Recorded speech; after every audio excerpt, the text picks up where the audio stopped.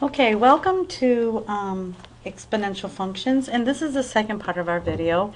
And you know the last time the bell rang on this one, so we're going to talk about some properties of exponential functions, and then we're going to continue on and do some equation solving.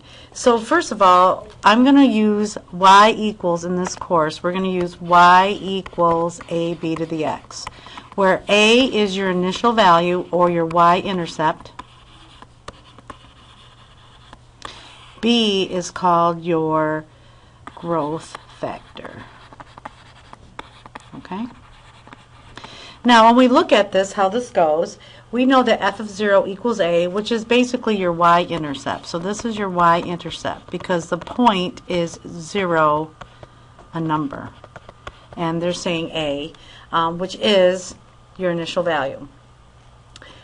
F of x or y can't be 0 because an exponential function never reaches 0 because you're always taking a percentage of something, so it never gets to 0. F of x is greater than 0 because an exponential function is always positive. The previous two properties can be summarized by saying the range of it is 0 to infinity and the domain is all real numbers. So let's look at an example of a function where my b, or my growth factor, is between 0 and 1. So this is a decay or decaying function, however you want to call that. And if you see it coming here from left to right, now right here is infinity. Here's negative infinity for the x-axis. Here's negative infinity for the y-axis and positive infinity. So this looks how we do this. In math people like to use symbols. We're lazy in a way. So here we're saying f of x, so this is my function f of x, okay, is approaching. So this arrow here means approaching. So we say this, f of x approaches 0. So do you see how this function is getting close to 0 as x approaches infinity? So it's basically saying as x gets bigger and bigger and bigger, my function's getting closer and closer to 0. That's what it's saying. Okay? Here, if f of x approaches, let me erase this so you can see this here. F of x approaches infinity as x goes to negative infinity. So if you go this way, your function is approaching positive infinity as you go to the left, as your x's approach negative infinity. So it's just describing this graph and what it's doing. Now that's a decaying function. Now look at what happens when you have an increasing function, when your b is greater than 1. You see that it's opposite. So here my function is approaching positive infinity as my x's get bigger, as x approaches infinity, and my function is approaching 0 when I go to the left, as x approaches negative infinity, when your x's are getting smaller. So again, this is set up the same way. This is negative infinity for your y's, negative infinity. So that just describes what the functions look like when your when your growth factor is either decaying, or in this case, this is a growth exponential function. All right. These properties will all be very useful when we go through the course. Now, the main focus of this video is writing equations for exponential functions. And there's going to be two ways we're going to do it. Again, we have the formula y equals ab to the x. This is what we're going to focus for this video. We're not going to do continuous functions yet. Okay? So basically, we have to find what a is, our initial value, and we have to find out what b is, which we know is 1 plus the rate or 1 minus the rate, and this is our initial value. You can find all this just using 2 points. Okay, so here's the two things we're looking for. Now, sometimes the information we get is different. So if you look, sometimes we are given the y-intercept first. Now, if they give you this information, the way that we do this is a little bit easier. So if you look at this data they gave us here, they gave us 0, 6. There is my y-intercept, which is my initial value. So I can say y equals ab to the x, and I can immediately put the 6 in there because that's my initial value, because they gave that to us. Okay? Now the next thing we want to do is we actually want to find what b is. Well, here you have several points to choose, but I would suggest that you look at the easier points, and the point I would use is 1.2. So the next point here, so we're using 0.6, which is our initial value, and I'm just taking the next point down because it's the nicer of all the ones that we have, and we're going to plug that in. So if this is an x and this is a y point, we've already used this as our initial value, we just plug them in our equation. So I have 1.2 equals 6 times b to the first. And then we divide both sides by 6. We get b to b, because it's b to the first, equals 0.2. Now I'm kind of happy about this because if you look at this, see how this function here started at 6 and it's decaying? So I knew my b had to be between 0 and 1. So my equation comes out to be 6.2 to the x. Now a little hint here. Okay, see how this says use 3 decimal places? I'm going to say use 4. So if you get something that it's not a terminating decimal of sorts, I want you to go 4 decimal places for your b because it will make things more accurate. Okay? Now the next one we're going to do is when the y-intercept is not given. So this one's going to take a few more steps, so please copy down. I'm going to stack and rack these points here. So the 2 points we're given are, okay, here we go, are 275, and the next point we're given is 143. And if you look at those 2 points, I said, okay, at 2 is 275, and then as my x is getting bigger, it's going down. So this is a decaying function also. So my b, my growth factor, should be between 0 and 1. So we have y equals ab to the x. Now, this is the method you do these. You're going to actually plug both of these points in the equation at 2 separate times, and then you're going to divide them. Okay? I'm going to take the bottom point first, and I'll show you why in a minute. So this is my y, so I put it in the y spot. 143 equals a, b, and then I put the 5 in the x spot. Then you do divide, divide. Now put the other point in. So I have 275 equals a, b squared. Once you do this, you can say, oh, thanks for playing. The a's can cancel out. And now, if you're dividing dividing here when your bases are the same, you can subtract your exponents. So I have b to the third equals 143 over 275. Now, we are solving for b, and this says b cubed equals that. So you could take the cube root of both sides, but I would prefer that you look at it this way. I need a b to the first, so I'm going to raise it to the reciprocal. So if I raise both sides to the 1/3 power, which is the same as taking the cube root, I can find out what my b is. So when I put that in my calculator, and I go 4 decimal places like I told you, it's 0.8041. And I'm happy because it is between 0 and 1 because we said it was a decaying function. Now I have my formula to look like this. A 0.8041 to the x. Now we have to find a.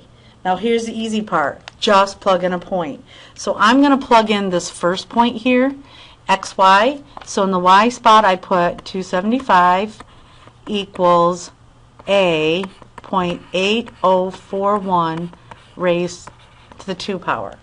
And then these are hooked by multiplication. So a really is 275 divided by 0.8041 squared, and we're just going to call a couple decimal places on this. So this comes out to be, well, we'll go 425.317. So my equation actually is y equals 425.317 0.0841 raised to the x. The more accurate you are on your growth factor, the b, the more accurate your a is going to be. All right? Now the next thing I want you to see is the terminology with doubling time and half-life. And we kind of talked a little bit about this in class. But basically what you are doing here is this is what scientists use. It's almost like a constant that they use to describe things. And basically what they're asking you is, can you figure out how long it takes for a population to double? So this has to be a growth equation. And this one is, they're asking for a half-life is how long for it it takes for a substance to reduce to half its original quantity. And this is for a decaying function. Okay? So, what we're going to be doing on these is we basically go through here and we talk about, all right, how would you find this? And so I'm going to practice this on the next video, but you're going to estimate half-lives, and we're going to do doubling time using the calculator. Okay, so let's go through this, and I'll show you this, and I'll put it on the calculator. But at this point, our text expects us to solve it with guess and check or graphical. We will use our graphing calculator. So what you're going to end up doing is graphing your equation in your Y1. In your Y2, you're going to figure out what they want. What number do they want you to reach? Do they want you to do the half-life, or do they want the doubling time?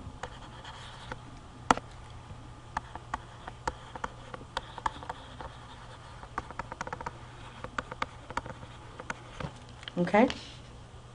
So in this case, if I wanted to know this problem we just did right here, we want to know, okay, when is the half-life of this going to happen? What you want to do is, okay, this is decaying. I start out with this much, so you're actually going to put half of the amount in that Y spot. So if you look down here, see how you do a half of that, you get that number? So if we look on the next page, you could do a guess and check when half of that's going to happen. And if you kept going and kept going, you'd notice that a little bit between 3 and 3.12, well, it's between 3.15 and 3.2, so it's about right here. You'll notice that half of it's gone. So you know your answer is going to be between 3.15 and 3.2. So that's one way you can do it, by guessing and checking. The way I like it is using the 1 and 2 and graphing it and see where it looks like. So we kind of did some of these in class, but you're actually going to graph the function in your Y1. So here's your time, and here is the amount that we're doing here. So this is your Y, okay? And you'll notice that you have 425 is basically what this function started out with, and it's going to be decaying. Doesn't touch 0. And you want to know when half of it's there, so about when 212. So when you go to actually graph this on your calculator, you're basically looking to see where this crosses. All right? And when you do that, when we practice this in class, it's 3.1773 is where it crosses, which is what we kind of guessed when we were doing it on the table above. Okay? Things you have to know about this. You have to change your window of your calculator to make sure the intersection is in the window.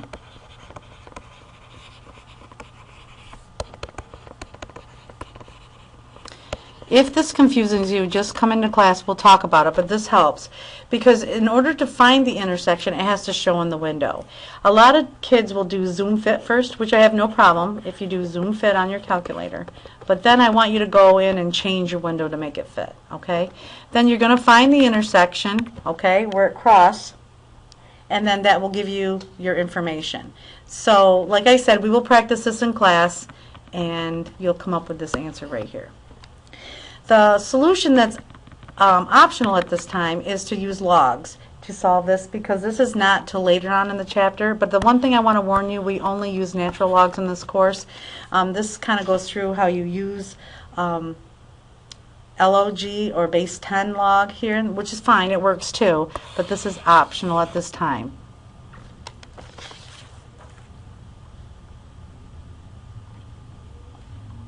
All right, next. Okay, another thing I want to show you here is we wrote the equation for the function modeled already. So we've already done this equation before, and they want to know, right here, we just did that earlier, what is the decay rate? They want to know what the decay rate is. Well, if you have your B, or your growth factor, is 0.804, basically that's telling you 80%, because you got to move your decimal place, is left each time. But left each time. So you want to know how much goes away each time. So make sure you take the 1 and you subtract the 0.804, and you'll get 0.196, which means then move your decimal over, that 19.6% decays. So you have to do a little work to find the decaying part. Right? If you look at this one right here, it says if a population starts at 1,000 and is growing at an annual rate of 3%, write this function. These are a little bit easier because I know this is 0.03, and if it's growing, you're going to add the 0.03, so you'll end up with the formula here. Okay? The next video, I'll start with the natural exponential function. So, goodbye for now.